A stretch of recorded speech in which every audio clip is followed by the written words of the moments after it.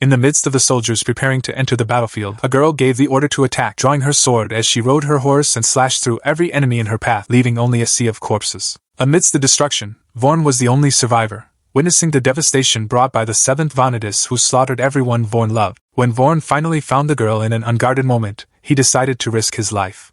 This was the only way for the deaths of his loved ones not to be in vain. With only 4 arrows left in his quiver, he shot 2 of them and managed to neutralize the enemies on the front lines. The girl then activated mana energy in her sword, leapt from her fallen horse, and charged at Vorn.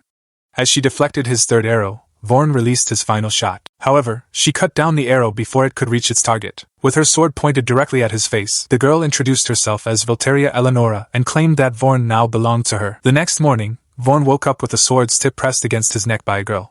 Despite a faint hope of trading roles, the reality that he was now a prisoner hit him again. In Valteria's office, the commander ordered him to surrender Alsace, his homeland, now under Valteria's rule. After hearing what sounded like a foolish command, Vorn sarcastically asked if Valteria was as stiff as her assistant's chest. But it turned out Valteria had other, more specific orders for him. In front of all the soldiers, Vorn was commanded to shoot an arrow as far as possible from the shooting arena. When his arrow missed, he realized it was a planned humiliation to mock him before the kingdom. But as he finally grasped the trick to control the broken bow, an assassin suddenly appeared, running along the wall, directly targeting the princess. With all his strength, Vorn shouted to Valteria to take cover. However, Valteria instead activated her phantasm bow ability, creating a whirlwind that shattered the arrows aimed at her into pieces. As the bandit tried to escape, Vorn asked his ally, Lisha, if he could provide assistance. Lisha, however, coldly replied that he would be useless. Unfazed, Vorn aimed from 300 meters away and released an arrow that struck the assassin's leg precisely. The soldiers watching were astonished, wondering how Vorn managed to control the bow they had previously damaged. Afterward, Valteria announced that the target practice was over and, with arrogance, welcomed him to become her servant. The next day, in Valteria's room, Valteria apologized to Vorn about the broken bow.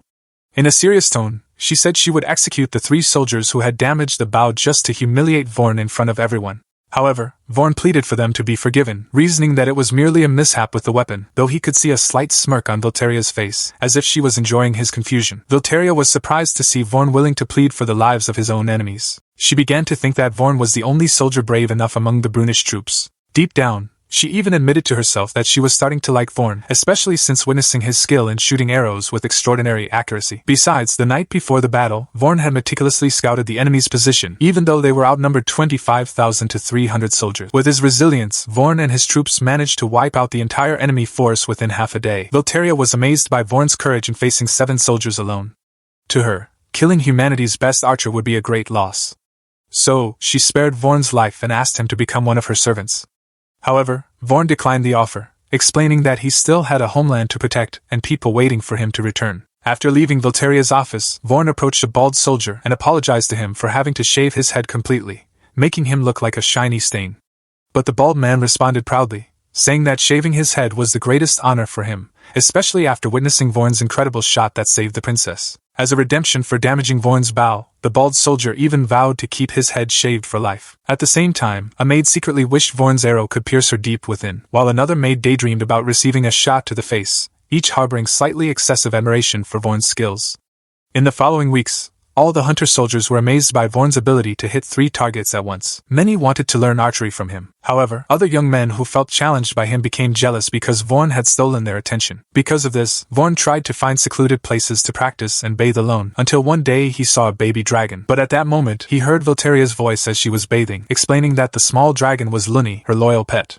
Embarrassed to see Valteria bathing, Vorn lowered his head as if apologizing for disturbing her. But Valteria simply smiled at him, inviting him to turn around and join her. Later that night, Vorn was approached by the bald soldier, who informed him that they had captured a man from his kingdom.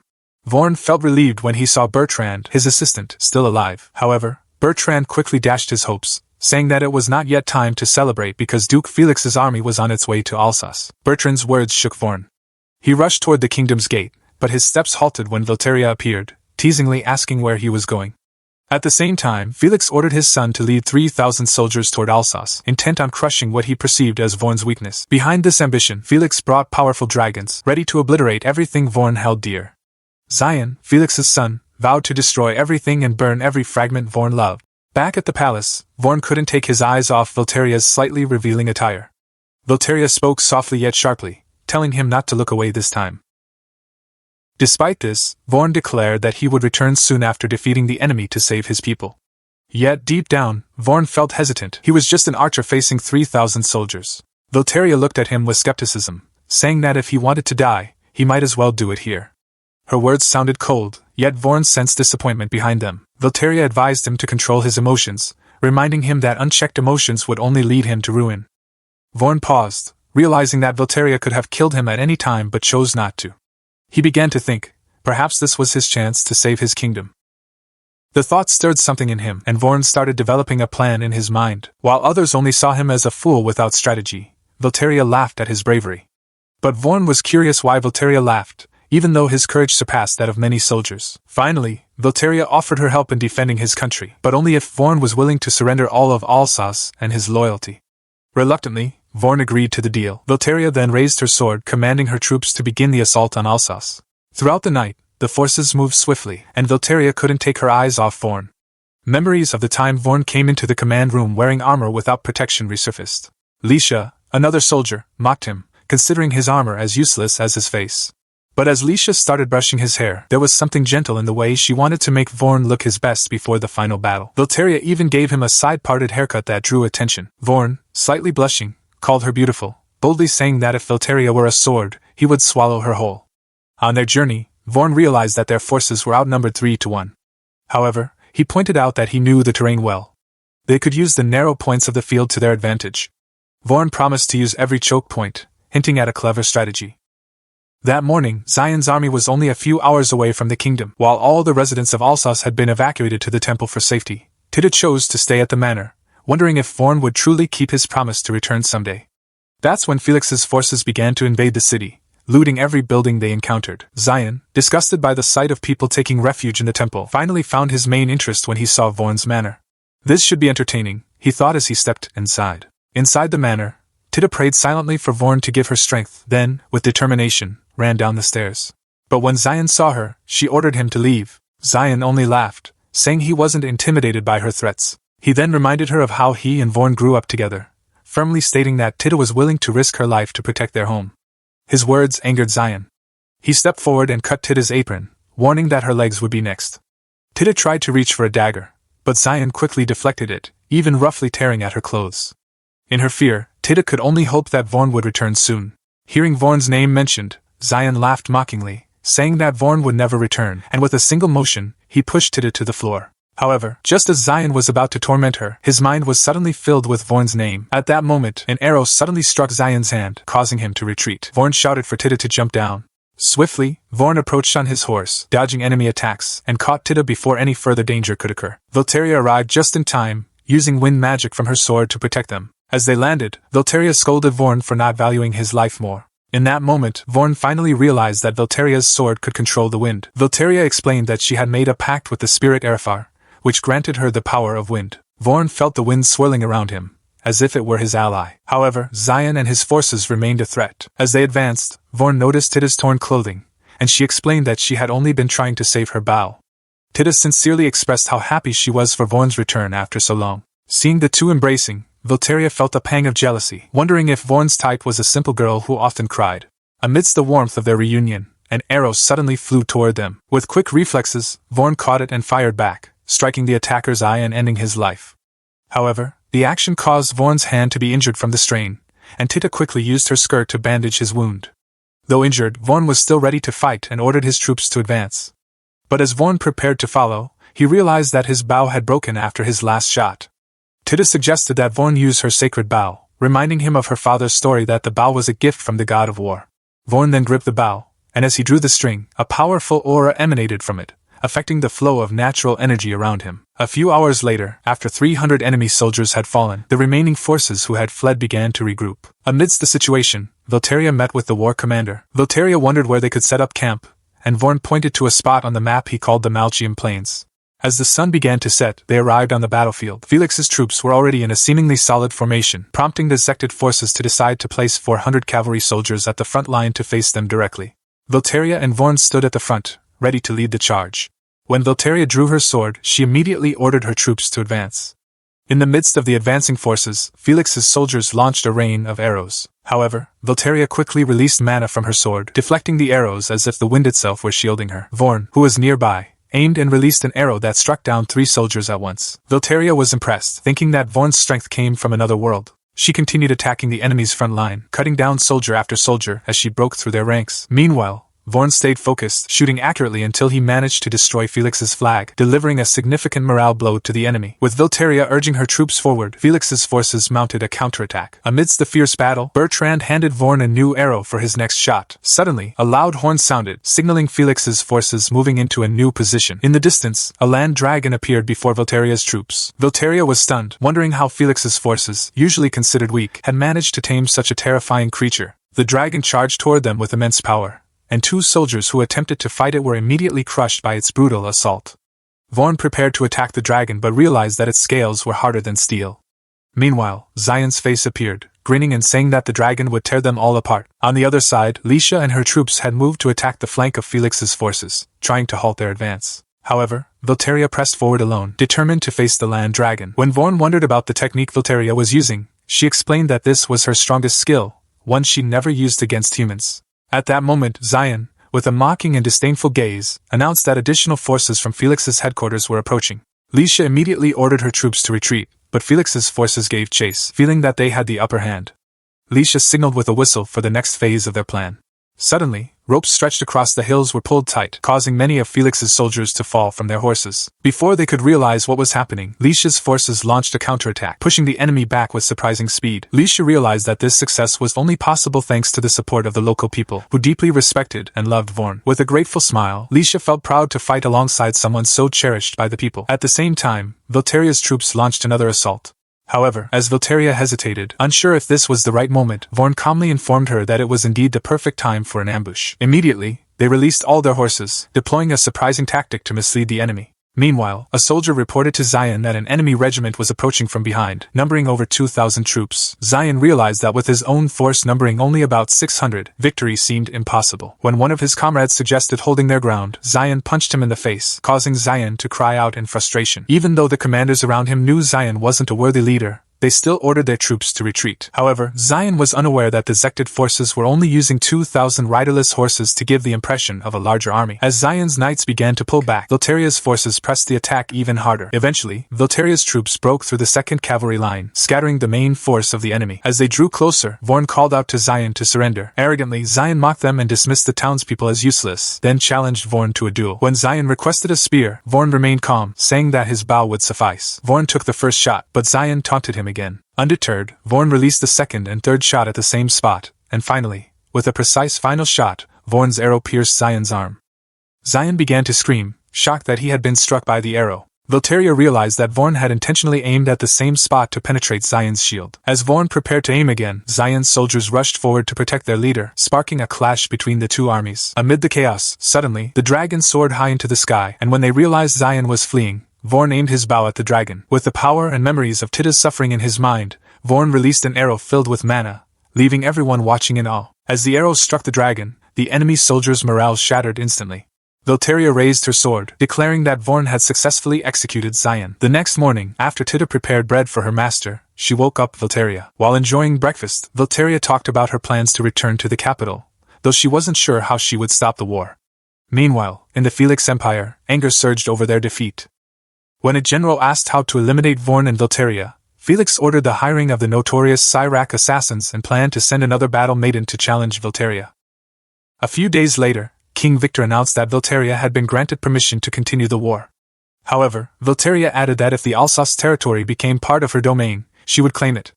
When Lisha volunteered to scout the mansion, Voltaria began explaining to Vorn that their greatest threat was Lowry, one of the battle maidens who Felix might deploy. But before Voltaria could finish speaking, Lowry suddenly burst into the room. With confidence, Lowry introduced herself to Vorn as the bearer of the cleansing spear. Voltaria quickly warned Vorn to stay away from Lowry, considering her dangerous. Lowry smiled and told Vorn that she only wanted to talk to him. Shortly after, the two headed into the forest together, but Voltaria and Lisha decided to follow. Voltaria even joked, saying she couldn't bear to let a woman like Lowry be alone with Vorn. On the way, Vorn began to wonder about Lowry's intentions. Lowry then revealed that she was an ally of Felix. Vorn realized that he probably couldn't win a battle against such a strong ally. However, during the journey, Vorn suddenly spotted a trap ahead. They quickly stopped their horses, starting to realize that their enemies might be assassins. As Volteria drew her sword, she immediately realized their target was Vorn, who had just dodged a poison arrow. The assassin then leaped to another tree, firing another poison arrow that Volteria deflected. Vorn then took an accurate shot, pinning the assassin to the tree. Noticing the tattoo on his body, Lowry recognized that the assassin was a Sarash. Shortly afterward, another assassin tried to attack them, but Lisha quickly blocked his strike and ended his life. Before they could react, a snake lunged, biting Lisha's side. Volteria swiftly slashed the snake, while Vorn managed to catch Lisha before she fell. At that moment, Vorn began to suck the venom from Lisha's wound to prevent the poison from spreading. As other assassins began to appear, Lowry activated Lavias, summoning an ice spear that flashed into existence, instantly immobilizing them. With one light thrust, Lowry took down the assassins, mocking Volteria as a useless loser for losing focus. Lowry then walked away. After that, Volteria, Vorn, and Lisha continued their journey to the nearest town. A few days later, after Lisha had fully recovered, Volteria informed her that Vorn had saved her life at great personal cost, and Volteria planned to give him a fitting reward. While Vorn was cleaning himself, he accidentally stumbled upon Lowry at the hot spring, preparing her spear with a resolve that looked as if she intended to end her own life. The next day, Vorn was still feeling the effects of their meeting, like the sting from Lori's staff that was quite bothersome. As an apology, Vorn offered her a bowl of white cream, with an awkward smile. Lori accepted it, then drank it slowly. At the same moment, Volteria walked in and caught the scene, yelling jealously, reminding Lori that Vorn belonged to her. Everyone around them stared in amazement.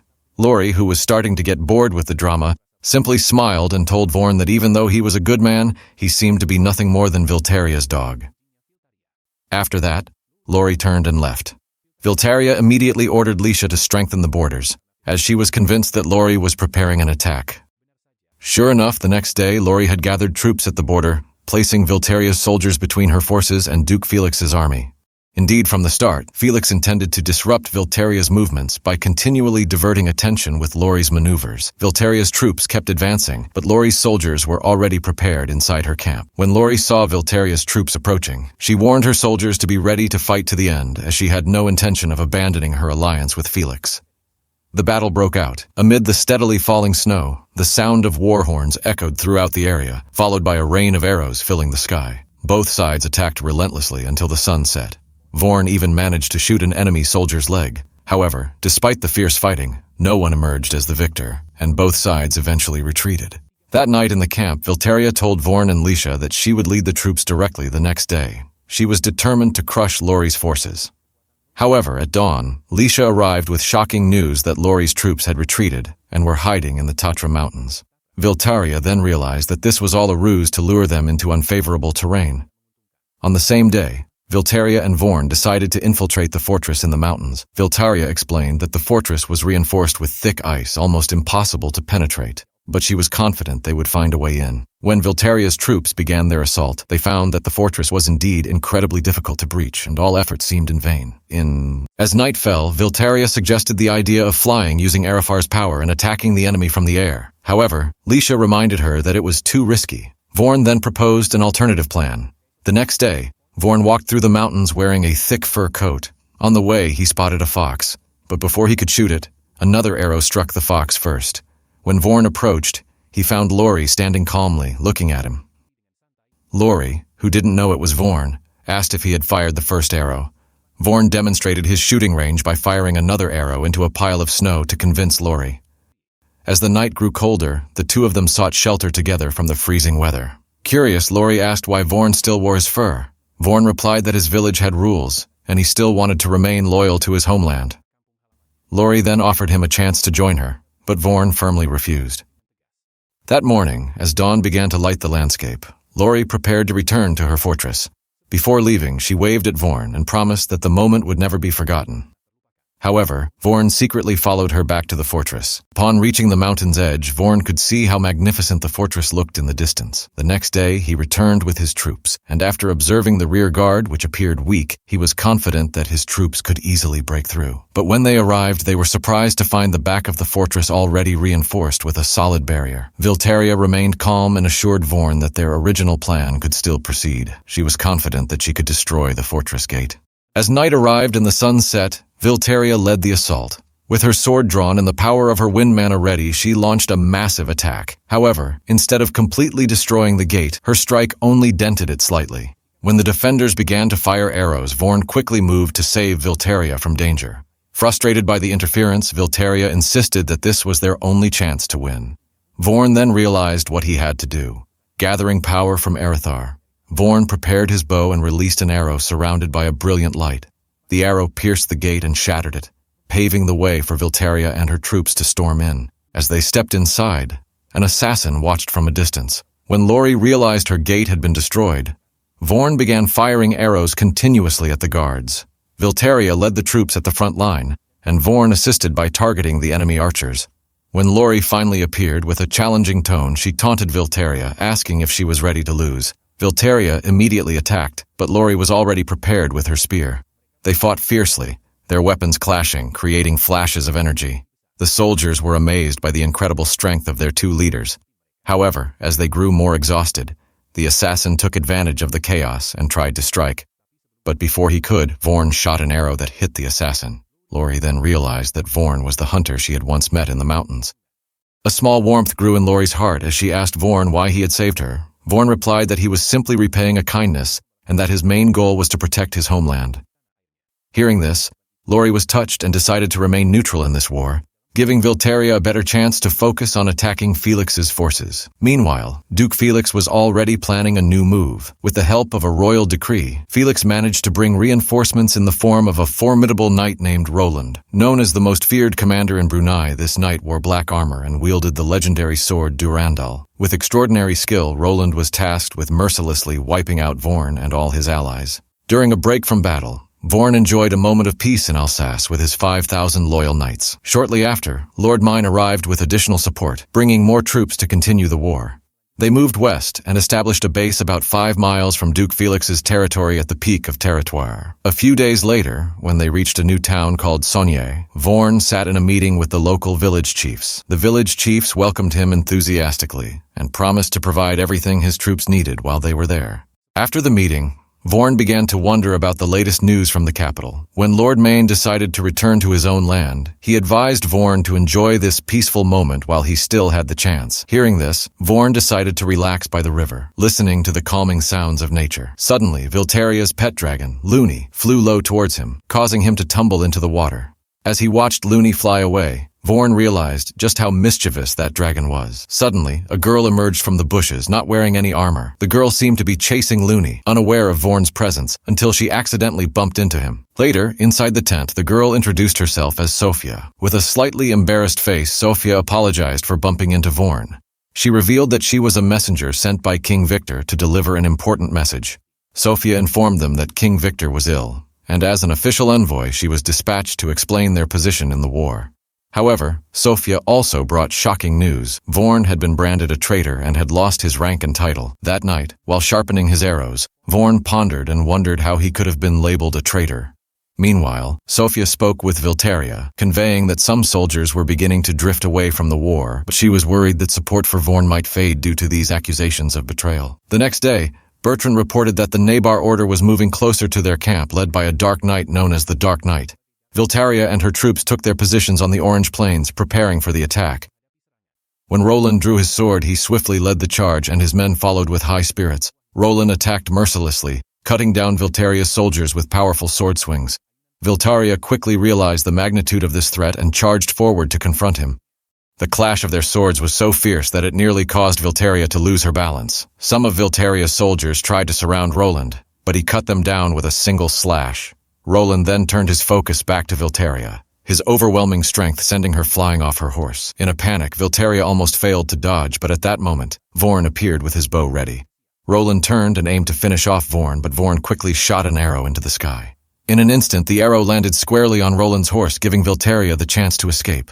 Furious, Roland immediately pursued them, determined not to let his enemies get away so easily. At that moment, Roland began to realize that everything happening was not by chance. However, when Vilteria found out that Vorn was injured, Roland's men quickly swarmed them. Suddenly, Sophia appeared amidst the chaos. Swiftly, she sent her horse charging forward, trying to distract the enemy. Soon after, Sophia called upon the power of her royal staff and activated Falvarna, Her staff emitted a powerful golden light, forming a barrier strong enough to hold back their assault. Yet Roland remained unfazed. He knew Sophia was merely buying time, and he firmly stated that nothing would stop him. Her royal staff shone brightly, signaling that Sophia was not to be underestimated. However, despite her attempts to strengthen the barrier, Roland shattered it effortlessly with a single strike. Without hesitating, Roland charged at Sophia, but she skillfully blocked each attack and activated Marisham, vanishing right before Roland's eyes. Fortunately, Vilteria and Vorn were now far enough away and safe, yet reports from Roland's soldiers indicated that Vorn's reserve forces had ambushed their rear. Masha's led the front line, and Roland quickly ordered his troops to form up. Still, in his mind, Roland couldn't shake thoughts of his encounters with Ganelon and Felix. Ganelon had previously said that the king was too ill to meet, and Felix had promised to take over the battle with the other rebels. Roland considered them to be nothing but two cowards full of lies, but he decided to defeat the tiger so he could return to the palace and claim power. That night, when Vilteria arrived at Vorn's tent, she asked Tita to step outside and give them some privacy. Tita, not wanting to get involved, left without a word. This allowed Vilteria and Vorn to speak more freely. Vilteria shared her plans and promised to lead their forces while Vorn was away. After they finished talking, Sophia appeared beside Vilteria, realizing that Vilteria intended to use dragon techniques against Roland. Sophia offered to support Vilteria in the war. Meanwhile, in Roland's tent, his assistant Olivier noted that Vorn was simply trying to defend his homeland. However, Roland, already blinded by rage, decided to proceed with his attack as planned. The next day, Vilteria and her troops began crossing the river. Meanwhile, Vorn had just woken up and saw Tita sleeping on her side nearby. As he looked at his bow, memories of his wounds returned. At that moment, Vorn felt a mystical force within him guiding him to a better place. Though weakened by his injuries, Tita remained by his side. As they continued their journey, the bow began to glow brightly. They eventually reached an ancient temple, a place full of mystery. On the battlefield, Vilteria and her forces were ready to fight after crossing the river before dawn. They took their positions facing south, while the Order of Navarre's forces had formed a crescent formation. The Order of Navarre's strategy was quite clever, with their first troops focusing on crushing Vilteria's front line, while their second group attacked from the flanks, and the third launched repeated assaults. Vilteria's forces tried to chase down the two units, eventually managing to defeat them. On the other side, Olivier ordered the first unit to attack. Meanwhile, back at the temple, Vorn and Tita were examining strange carvings on the walls. When they arrived at a statue of a girl, Tita explained that it depicted Turnafar, the goddess who presides over darkness and death. Vorn, still desiring power, decided to ask Turnafar if she could grant him strength. As Turnafar began speaking through Tita's body, she revealed that she had come personally because she desired Vorn's power. At the same time, Roland's troops were devastating Vilteria's forces. As Turnafar informed him that his allies were being slaughtered, Vorn began to feel confused and wondered if he would continue to witness this death, just standing there like a coward. Feeling frustrated, Vorn tried to leave, but Turnafar continued to offer him power. She challenged Vorn to prove his resolve. Flying in front of Vorn, Turnafar said that she would grant him power, as long as the bow acknowledged him as its master. Vorn, remembering Tita's trapped body, wondered if he would just leave the girl's body behind. However, Turnafar coldly responded that Tita belonged to her. Unwilling to accept this, Vorn decided to shoot an arrow at the goddess. A beam of energy radiated around his bow, and as Vorn released the shot, the arrow stopped just at the edge of Tita's skin. The light then completely absorbed Turnafar's body. After a moment, Tita began to recover, trembling with fear. Vorn, not wanting to leave her feeling alone, quickly wrapped the girl's body in his cloak. Shortly afterward, Vorn returned to the battlefield, but Turnafar's words continued to echo in his mind. She was waiting to see his new power. On the battlefield, Roland's forces were growing more desperate. Lisha, leading the troops, quickly ordered an attack with arrows. They had diverted the river's path using sandbags, creating a muddy swamp that could trap the enemy. Vilteria, who had anticipated this strategy, positioned her troops neatly and managed to repel Roland's first attack. However, she knew Roland wouldn't give up so easily and immediately began to run. Roland, who had sensed her plan, decided to pursue. On the other side, Vorn was getting closer to the battlefield. As Vilteria was about to evade Roland's strike, she unleashed a wind spell to soar high, dodging the incoming sword attack. However, shortly after, Sophia appeared in front of her, chanting a spell that enveloped the field with flashes of yellow light. The attack distracted Roland enough to give Vilteria the chance to release her ultimate move, Le Hadamos. Amid the biting cold wind, Sophia wondered if Roland was still alive. Suddenly, Roland managed to slice through the wind with a swing of his sword, although he appeared exhausted. As Roland advanced, Vorn, who was already in shooting position, released an arrow from a distance. Vorn, who had dismounted from his horse, was asked by Roland if he had really invited the Zected forces to fight in their territory. Vorn calmly confirmed that they were there to protect Alsace. Roland, still disagreeing, said that reason wasn't strong enough. He couldn't allow rebels to roam freely on their land. As Roland gripped his sword with both hands, ready to fight with all the strength he had left, Vilteria felt pessimistic. But at that moment, Vorn collapsed from his wounds, making him even weaker. Seeing an opening, Roland quickly attacked, but Vorn managed to aim at him with an arrow full of energy. His determination to protect Alsace gave him incredible strength. As Vorn released his arrow, Roland tried to slash it, but he started to question who was truly in the right. In the end, Roland managed to cut the arrow, causing the ground in front of them to explode. As the smoke slowly cleared, Roland managed to stand back up, although his body was exhausted. However, as Vilteria watched the scene, she began to wonder how that had happened. In the end, Roland fell to his knees, admitting his defeat. With all his strength drained, Roland was no longer able to lift his sword. Realizing his side had been wrong, he surrendered without further resistance. However, at that moment, Vorn fainted, unable to continue the struggle. On the same day, the Navarre order decided to withdraw from the war, while Roland lost half of his troops. After that, Olivier signed a peace treaty agreed upon by both sides. Olivier agreed to bury his troops on the western side of the hill, and Gerald, representing Vilteria's forces, agreed to bury their troops on the eastern side. Meanwhile, Vorn and his allies met with Roland. Roland told them that he would go to the capital to meet the king.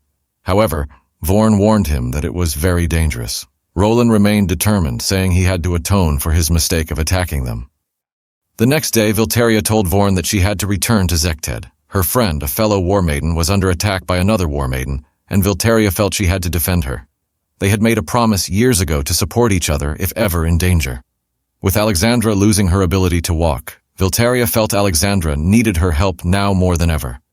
Vorn agreed to lead their troops until Vilteria returned. A few days later, Roland arrived at the palace and requested a meeting with the king. Roland was taken to a private room, but when he tried to open the door, he realized it was locked. Unexpectedly, Ganelon's voice echoed through the PA system, accusing Roland of failure. Moments later, thousands of venomous bees were released into the room, and Ganelon declared that death was his punishment.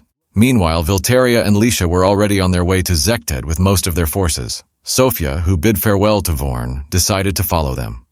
On the same day, Mashas informed Vorn that Roland had been executed.